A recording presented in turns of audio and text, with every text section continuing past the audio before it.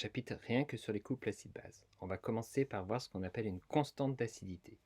Donc une constante d'acidité, il faut d'abord revoir la réaction avec l'eau d'un acide. Donc on a un acide, on avait dit quand il réagissait avec l'eau. On a donc AH l'acide plus H2O qui donne la base conjuguée plus liaison H3+, donc oxonium ou hydronium.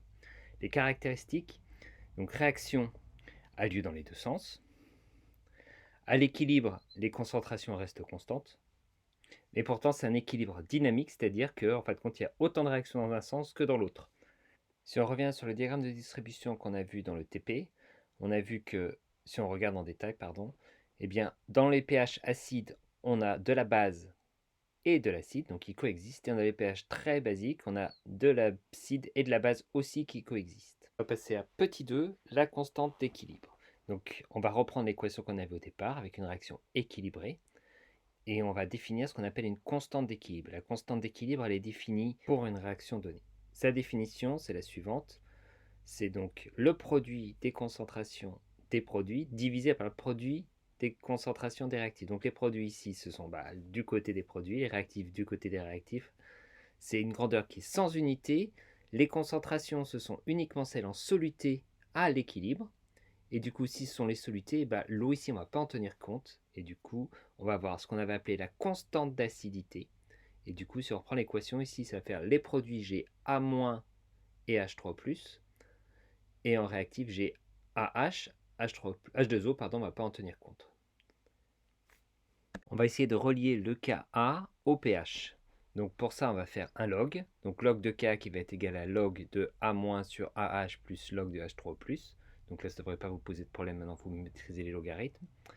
Je fais un moins pour essayer d'arriver à moins log de H3+ pour le pH. Donc ça fait moins log de K, moins log de A- sur AH, moins log de H3+. Ça me fait donc du pKa moins log.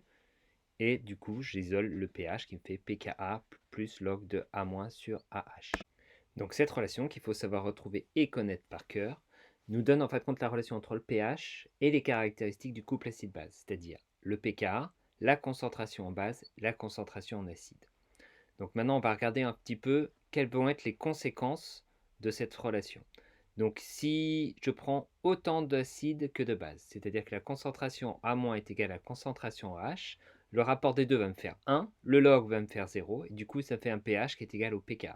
Donc si le pH est égal au pKa, il y a autant de formes acides que de formes basiques. Maintenant, s'il y a plus de base que d'acide, le pH va être plus grand que le pKa, on pourrait faire le même calcul. On dit que la forme basique prédomine. Dernier cas, s'il y a plus d'acide que de base, on dit que la forme AH, l'acide, prédomine sur A- et du coup le pH va être plus petit que le pK. Donc si on veut résumer tout ça sous forme d'un graphique, on a donc un axe horizontal gradué en pH, on pose le pK du couple dessus, et donc on a dit que pour le pH qui était égal au pKa, on avait autant d'acide que de base, donc concentration en A- qui est égale à la concentration en AH. Si maintenant je prends un pH qui est plus petit que le pK, on avait dit dans ces cas-là que c'était la forme acide qui prédominait, donc la concentration en AH qui va être plus grande que la concentration en A-. Et dernier cas, si je me place après le pKa, on va avoir donc un pH qui est plus grand que le pKa. On a dit que c'était la forme A- qui prédominait, et donc la concentration en A- qui va être plus grande que la concentration en AH.